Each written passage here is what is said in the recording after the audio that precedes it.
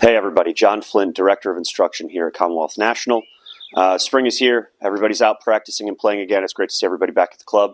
And one of the biggest things that I've already been hearing kind of here on the range is, man, I'm hitting it great on the range, but I'm having a really hard time once I get to the golf course. So just wanted to touch base with a quick tip for you today.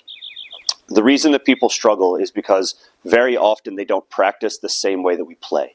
And there's a concept called transfer practice in the instruction world, where we go through kind of exercises and drills on how we can take those skills from the driving range to the golf course. Two big things that we need to work on are spacing and variability. Spacing refers to the idea of how often we hit shots. So quite often on the range, you'll watch people hit a ball, they don't love the result, they rake another one over, they hit another one. And on the golf course, you're several minutes often between shots, from a drive to a fairway shot or a fairway shot to a greenside shot. 2, 3, sometimes even 5 minutes between those shots. So the brain has a really hard time transferring those skills on the driving range from rapid fire into one shot with execution and a consequence. So what we would do on the driving range to be able to work on that skill of spacing and variability is I'd want you to go through and after every single shot, change clubs, change targets. And to kind of help aid in that process, whether you have them in the apple crates up there or whether you have them in a range basket, wherever you have your golf balls, I would want you to pull one golf ball out at a time. And you can go through your entire pre-shot routine. So just as kind of a rough example here, I'm going to try to hit something towards this blue and white flag line out towards the bunker you can see in the distance. My intention is to make sure that that ball does not go left of target. Envision anywhere on the golf course, you've got a bunker left or water to the left of the green. So to me, a safe miss would be to the right. I would go through my entire pre-shot routine of visualizing my shot, getting my setup, going through any swing thoughts that I may have, and then preparing myself to hit this ball. And then after I hit this shot, take into account what went right or wrong. Don't try to fix it on the next one, but just acknowledge that, move forward from there, and then pick new club, new target.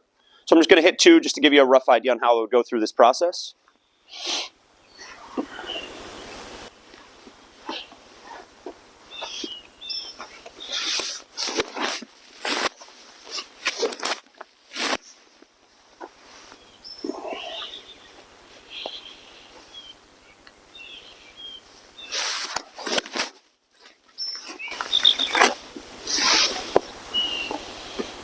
So a little bit of a fade, but leaves me right side of the green. Definitely a safe shot from there. We're going to assume that I missed that right side, and I'm going to have to chip to get up and down. So now I would go through with a little green side wedge. I've got some concrete blocks out here at various yardages.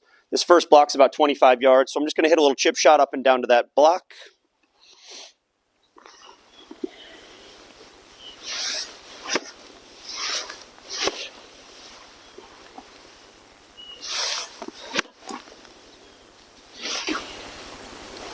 Hopefully we can tap that in for par. So I think this exercise of going through varied shots, spacing the timing between every individual shot, and as you get better and more comfortable with this, I would space this out even further. And then go through and almost play 9 holes, 18 holes here at Commonwealth or wherever your favorite golf course is. Be able to execute these shots from driver to an iron to a greenside chip, maybe teeing off with an iron on a par 3, and start to play golf on the range the same way that we play golf on the golf course. This does wonders to help you get better at being able to take your skills on the driving range and transfer those into those skills out on the golf course where we can score. So give that a try. Let me know if it helps.